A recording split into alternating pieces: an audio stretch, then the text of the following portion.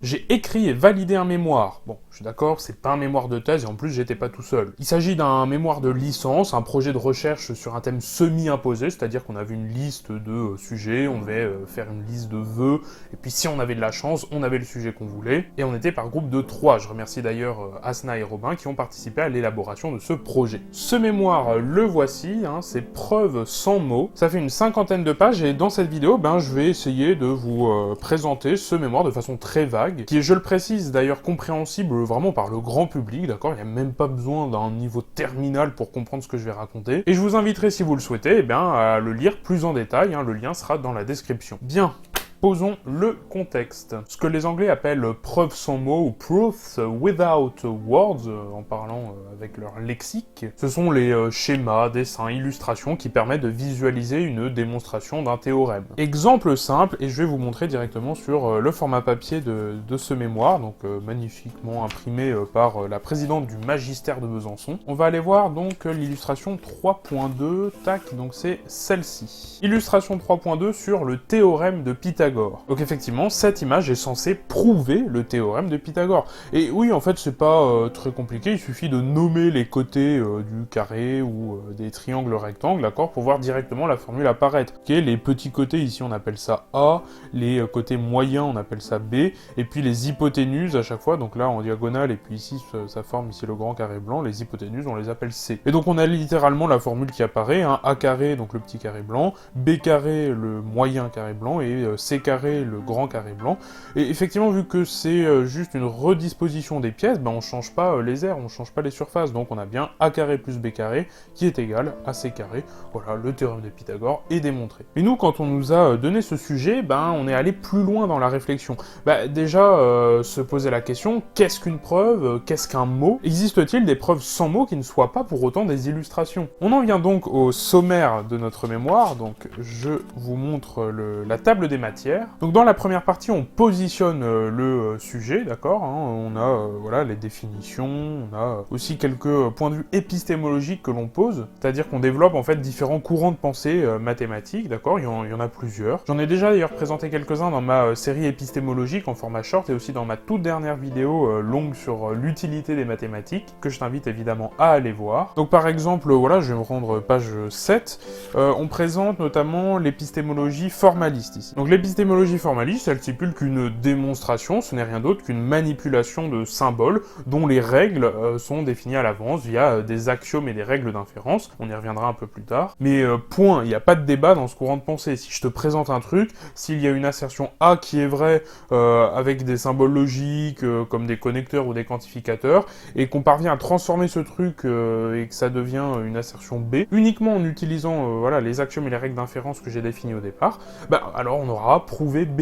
Et cela constitue bien une preuve. Si je te présente autre chose que ça, c'est pas une preuve, tout simplement. On peut alors se dire, mais Médéric, comment est-ce qu'on satisfait les formalistes avec un tel sujet? Sur les preuves sans mots, si une illustration ne leur convient pas. Eh bien, rassure-toi, j'y répondrai évidemment un peu après. On a heureusement d'autres épistémologies un peu moins, on va dire, rigides, comme l'épistémologie culturelle, par exemple, qui consiste à penser qu'il n'y a pas d'universalité dans ce qu'on appelle une preuve ou non. Cette illustration, notamment avec donc le théorème de Pythagore ici, ça peut être une preuve du théorème de Pythagore pour une certaine culture, pour un certain peuple, à une certaine zone géographique à un instant T, mais ça peut aussi ne pas être une preuve pour un autre peuple. Bref, cette épistémologie culturelle consiste en une sorte de monde des bisounours, dans lequel tout n'est que bienveillance, tolérance et respect d'autrui. On a aussi le quasi-naturalisme, dans lequel les maths sont une partie de la physique. Une démonstration mathématique ne serait donc valide que lorsque cela met en évidence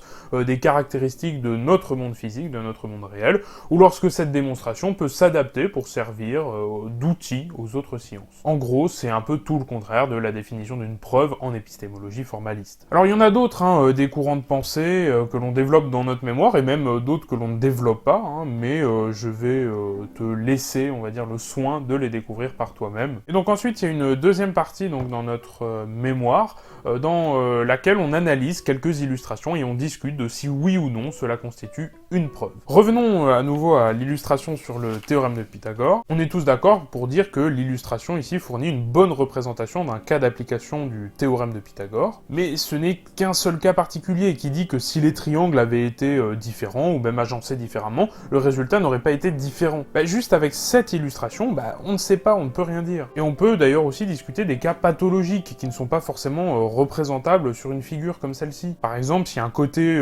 du triangle était de longueur nulle, ce qui ne pose pas de problème dans le théorème de Pythagore, d'accord, la formule marche toujours, mais ça reste un triangle rectangle, mais plat. Comment le représenter? Comment représenter un triangle rectangle plat? Ou même si un des angles fait, je sais pas moi, 0,1 degré, à moins d'avoir beaucoup de place pour dessiner, visuellement ça serait catastrophique. Donc même sans parler des cas pathologiques, l'illustration ne fournit pas une intuition suffisamment claire sur une généralisation en fait du cas particulier qui est présenté, ce qui n'est pas forcément d'ailleurs toujours le cas. Par exemple, l'illustration donc 3.6, donc je la présente ici, elle est censée démontrer qu'il y a toujours 2 puissances n parties d'un ensemble à n éléments. Pour ça, on a introduit un code binaire pour représenter chaque partie de l'ensemble. Le premier chiffre ou le premier bit, donc par exemple, je sais pas, ici, cela correspond à la présence ou à l'absence de la lettre A dans la partie. Donc ici c'est un 0, ça veut dire que dans la partie, le A est absent. Le deuxième bit, c'est pour la lettre B, donc c'est un 1, donc le B est présent. Et le troisième bit, c'est pour le C, donc ici c'est un 0, donc le C est absent de la partie.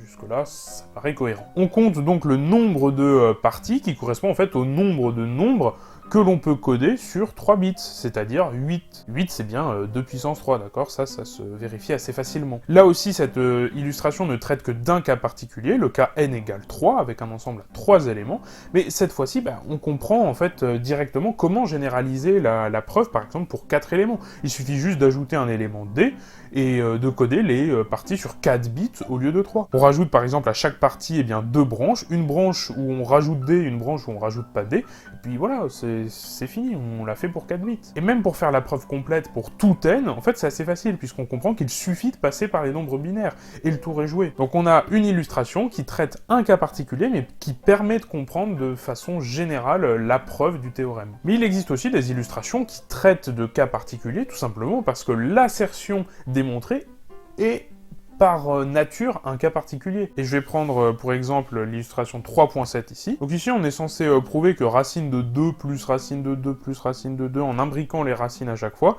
en faisant ça à l'infini, ça donne 2. Comment est-ce qu'on pourrait prouver ça rigoureusement?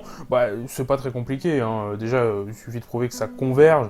Pour ça c'est assez facile, on peut prouver par récurrence que c'est majoré toujours par 4, en choisissant évidemment une certaine suite. Une fois qu'on a prouvé que ça converge, ce truc là on l'appelle x, on le passe au carré, du coup la racine s'en va, il reste 2 plus, on reconnaît encore x, on résout donc l'équation x carré égale 2 plus x, on passe tout du même côté, ça donne x carré moins x moins 2 égale 0, on résout l'équation, on a deux solutions qui sont 2 et moins 1, sauf que évidemment ce truc est positif, donc c'est pas moins 1, donc c'est 2. Maintenant, comment on prouve ça avec une illustration? Eh bien c'est assez simple les amis, il suffit de tracer la courbe de la fonction racine carrée, et la courbe de la fonction qui a x associe x moins 2. Pourquoi cette fonction? Tout simplement parce qu'elle va servir en quelque sorte d'antécédent à la fonction identité, la fonction qui sert à trouver des points fixes. Et donc en répétant un certain processus que voici, on va bien trouver le résultat attendu. Donc en fait on part de 2, on va construire en quelque sorte la suite à l'envers, on va partir en gros des pointillés, on va dire de la profondeur la plus élevée à l'intérieur des racines imbriquées. Et on va ajouter au fur et à mesure les racines. Donc on part de 2, on calcule racine carrée de 2, donc en fait on monte à l'image qui est juste ici. Et donc ensuite on ajoute 2, donc en fait ajouter 2, ça revient à projeter sur la droite d'équation y égale x moins 2. Donc ça, en abscisse, c'est bien 2 plus racine de 2. Et puis on répète le processus, on prend la racine, donc on monte, et puis on va à droite, etc. Puis en fait on se rend compte qu'on se rapproche de plus en plus d'un point, et ce point c'est le point d'ordonnée y égale 2, ce qui fait donc qu'en répétant ce processus à l'infini, on va bien ici converger vers 2. Alors faut faire gaffe avec cette histoire de convergence, parce qu'en réalité on converge pas vraiment, parce que le fait de rajouter 2 juste derrière, ça fait qu'on va aussi se rapprocher de 4. Mais nous ce qui nous intéresse c'est les ordonnées, puisque dans la formule, ici le dernier objet c'est bien une racine carrée. Donc la dernière opération qu'on doit faire normalement c'est bien la racine carrée, donc c'est bien regarder ce qui se passe pour l'image. Alors avec tout ça on comprend en fait que les preuves par illustration c'est sympa, mais ça a quand même des limites. Par exemple on peut facilement tromper le lecteur avec des paradoxes, comme le paradoxe que je vais retrouver du carré manquant. Donc ici, si on regarde bien, l'aire en rouge en haut et en bas c'est la même, pareil en vert, pareil en jaune, pareil en bleu. On se rend bien compte qu'ici on a fait que redisposer des pièces donc, et on arrive ici à un petit carré blanc qui manque. Alors ça vient d'où ce problème? Ça s'explique assez facilement, c'est simplement le fait qu'en réalité on n'a pas un grand triangle, ici on a un quadrilatère, d'accord? Parce qu'on a un petit point d'inflexion ici. En fait les pentes des deux triangles sont différentes, les hypoténuses n'ont pas la même pente. La pente du triangle rouge c'est 3/8, alors que le triangle bleu c'est 2/5. Et 3/8 et 2/5, évidemment, ce ne sont pas les mêmes fractions. Donc évidemment, en haut c'est un quadrilatère, en bas ce n'est plus un quadrilatère, ici, puisqu'on a une bifurcation avec le petit carré blanc. Donc évidemment, ça trompe un peu notre esprit, ça semble bizarre, mais voilà, on peut, avec des illustrations, tromper le cerveau des gens, faire croire à quelque chose alors que ça s'avère faux. On peut faire croire que ce truc c'est un triangle rectangle, c'est pas le cas. Et même au-delà des paradoxes, il y a aussi des choses mathématiques que l'on ne peut pas représenter en fait sur une illustration. Par exemple, juste en dessous, on a la quadrisection de l'hypercube de dimension 4. Voilà, ce truc-là, mais comment tu veux le représenter en 2D sur une feuille? Enfin, c'est totalement incompréhensible. Ça, c'est une illustration qu'on a chopée dans un livre, que je vous recommande d'ailleurs, qui s'appelle Preuve sans mots, d'accord, de Roger B. Nelson. Et bon, voilà, qu'est-ce que tu veux dire de plus avec une illustration pareille, quoi? Qu'est-ce que ça prouve? Ça prouve que dalle. Et encore, ok, c'est de la dimension 4, on arrive à peu près à se dire, bon, ok, voilà, super. Mais je sais pas, imagine par exemple la dimension 65 536. T'imagines faire la quadrisection d'un hypercube en dimension 65 536 et représenter ça ensuite sur une feuille? Franchement, bon courage. Donc les illustrations, c'est bien beau, mais on ne peut pas non plus tout démontrer, et puis il faut faire aussi super gaffe. Donc on en arrive à la question que j'ai pu poser tout à l'heure, comment satisfaire par exemple les formalistes? Peut-on faire des preuves sans mots, mais sans illustration pour autant? C'est là qu'on en arrive aux arbres de preuves. Un arbre de preuve, c'est un truc qui se représente sous cette forme-là, une sorte de fraction, avec en haut ce qu'on appelle les prémices, et en bas ce qu'on appelle tout simplement la conclusion. Alors ce petit symbole juste là, il sert à séparer les hypothèses de l'assertion qui est démontrée par les hypothèses. Et donc un arbre de preuve sous cette forme se lit de la manière suivante. Pour prouver A sous les hypothèses gamma 1 et gamma 2, il suffit de prouver B sous les hypothèses gamma 3 et gamma 4, et de prouver C sous les hypothèses gamma 5 et gamma 6. Alors bien évidemment, on peut généraliser, les arbres de preuve peuvent être beaucoup plus grands, ils peuvent faire plusieurs étages, il peut même y avoir plus ou moins de prémices en haut de ce qu'on appelle la barre d'inférence. Et donc bien sûr, voilà, un arbre de preuve peut être beaucoup plus grand que ça, puisque pour démontrer certains théorèmes, il faut parfois passer par plein de petits résultats intermédiaires qu'on appelle des lemmes, avant de réussir à remonter aux axiomes. Les axiomes, ce sont des assertions que l'on fixe comme étant vraies dès le début, sans démonstration, et qui servent à élaborer ensuite une théorie. Donc pour les axiomes que l'on utilise dans notre mémoire, alors il y en a plein, mais entre autres il y a les suivants. Par exemple ici,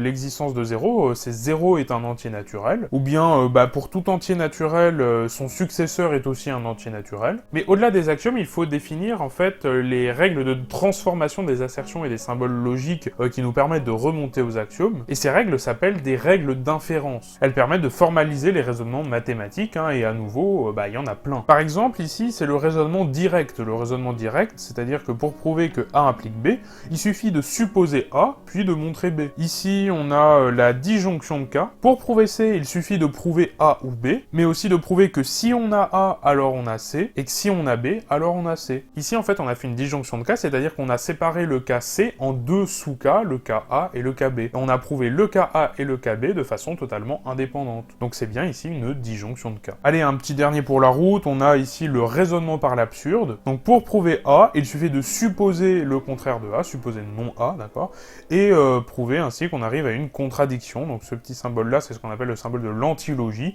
c'est-à-dire une proposition qui est toujours fausse. Donc ça, c'est le raisonnement par l'absurde. Alors ça, c'est une règle d'inférence qui n'est pas toujours acceptée par tout le monde, d'accord. Il y a des logiciens qu'on appelle les logiciens intuitionnistes qui n'utilisent pas le raisonnement par l'absurde et qui refusent donc d'utiliser cette règle d'inférence. Donc je ne vais pas tout vous détailler, mais il faut les connaître, ces règles d'inférence, et savoir les écrire pour pouvoir faire des arbres de preuve. C'est absolument essentiel. Et des arbres de preuve que l'on peut faire avec ces règles d'inférence, il y en a plein. Vous voulez des exemples? Oui, s'il te plaît, des exemples. Allez, d'accord. Voici l'arbre de preuve de 2 est un entier naturel. Oui, ce truc-là permet de prouver que 2 est un entier naturel. En bas de l'arbre, on retrouve l'assertion que l'on souhaite démontrer, d'accord? Puis, en fait, il suffit de remonter l'arbre pour comprendre. Donc, première règle utilisée, c'est la représentation générale qu'on va retrouver a priori, ici. Pour prouver que P de X est vrai, il suffit de prouver que X est égal à Y et que P de Y est vrai. C'est donc une règle de représentation, c'est-à-dire que X peut être représenté par autre chose que X. Il peut être représenté par Y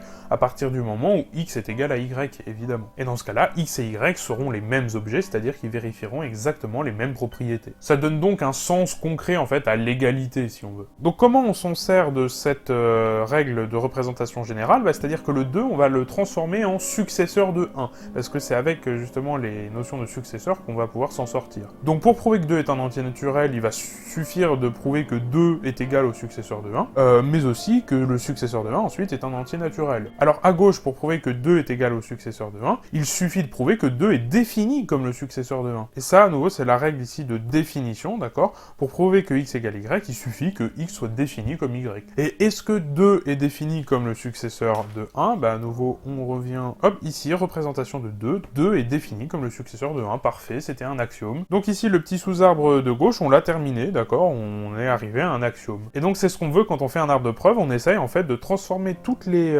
assertions, d'accord, en utilisant des règles d'inférence pour arriver à des axiomes. Ok, donc on s'est occupé du petit sous-arbre de gauche là, maintenant revenons au successeur de 1 est un entier naturel. Bah, pour prouver ça, il suffit de prouver que 1 est un entier naturel, puis de prouver que si 1 est un entier naturel, le successeur de 1 aussi. Ici, on utilise ce qu'on appelle l'élimination de l'implication, c'est ça, hein, pour prouver B, il suffit de prouver que A implique B, puis que A est vrai. Alors ici à gauche, 1 est un entier naturel, bah en fait, après, on fera la même chose que 2 est un entier naturel. C'est juste que maintenant, on est avec 1, donc on arrive à réduire, après on sera avec 0. 0 est un entier naturel, bah c'est un axiome. Maintenant, à droite, 1 est un entier naturel implique S de 1 est un entier naturel. Donc là, on traite le cas particulier de 1, mais sauf qu'on sait qu'on avait un axiome tout à l'heure, hein, j'en ai parlé, l'axiome qui nous dit que pour tout entier naturel, son successeur est aussi un entier naturel. Donc pour montrer que le cas particulier 1 est vrai, il suffit de montrer que c'est vrai pour tout entier naturel. Et donc c'est ce qu'on fait, on utilise l'élimination du quantificateur universel. Il suffit de transformer le cas particulier en un cas général, en quantifiant ici sur x, donc pour tout x. Et ce truc-là, bah, c'est un axiome, c'est l'axiome que j'ai présenté juste avant. Donc voilà, ici on a prouvé que 2 était un entier naturel. Ouf, c'était long et laborieux, alors maintenant la limite de ce truc-là est claire. Ok, pour prouver que 2 est un entier naturel, ça se fait, hein, ça prend à peine 5 minutes. Maintenant, vous imaginez prouver des théorèmes plus complexes, ne serait-ce que le théorème de Pythagore. Faudrait des axiomes qui définissent ce que signifie un nombre au carré, définir la somme, la multiplication, définir la notion de triangle rectangle, etc., etc. Ce serait un enfer. Certes, ce genre d'arbre peut plaire aux formalistes, mais dans la réalité, en pratique, bah, on n'en fait pas. Néanmoins, je trouve ça vraiment intéressant pour le coup, hein. Je vous laisse admirer d'autres arbres de preuve, comme par exemple ici l'arbre qui prouve qu'on ne peut pas prouver une assertion et son contraire. On a l'arbre qui prouve que A ou A, bah, c'est exactement pareil que A. Ici, on a l'arbre qui prouve que X égale Y, c'est pareil que Y égale X. Bref, pour finir, beaucoup de belles choses hein, donc, dans ce magnifique mémoire de 50 pages. J'ai évidemment sauté donc plein de chapitres, hein, plein de pages, notamment le chapitre sur la théorie des langages, qui est vraiment très intéressant. C'est un chapitre en fait qui formalise ce qu'est un mot. On a aussi le chapitre sur l'application de tout ça en fait en informatique. Je vous laisse par exemple admirer ici une démonstration du théorème de Pythagore, mais uniquement retranscrite en code binaire. Ou encore toutes les belles illustrations qui démontrent de façon élégante de très jolis théorèmes. J'espère que je t'ai donné envie d'aller explorer tout ça par toi-même, hein, donc je te mets évidemment le lien dans la description. Et je te remercie d'avoir regardé cette vidéo jusqu'au bout, et quant à moi, je te dis à la prochaine. Salut!